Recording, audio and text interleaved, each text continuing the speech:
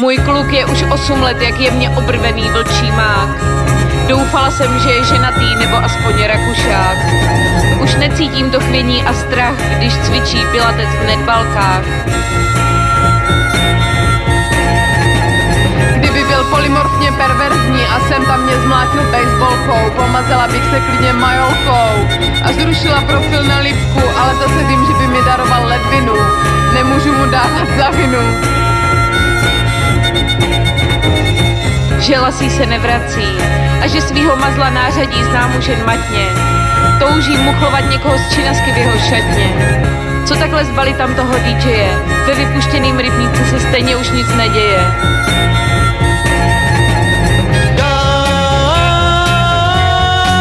Chci děvče stálý.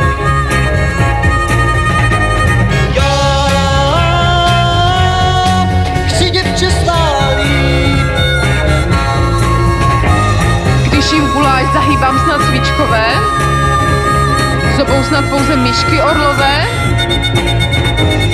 Už se mi nezhrnují palce, kéž by mne rozřezal na pochvalce. To je metafora. Celá upocená leštím okna a tu pošťák zvoní už po 2krát heřka. Paninko, invalidní důchod tady máte. Kdyby mě vzal do svých pracek, vřeštěla bych jako racek, ale vždyť já mám vlastně kluka. Než mě nakryje indiánů plné typy, jejich šaman ví, jak škodlivé jsou slipy.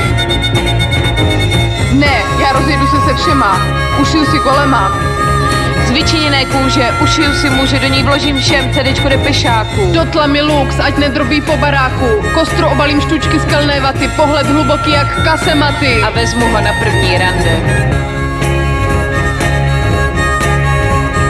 Snad se mu budu líbit. Běhám od té, co všem úsměv dává. Chci děvče stálý. Já chci děvče stálý. Já chci děvče stálý. Já chci děvče stálý. Když jim guláš, zahýbám snad svíčkové, zobou snad pouze myšky orlové. Osahávat DJ a nechat se ožustit Al-Qaidou, tvoje touhy si tě najdou.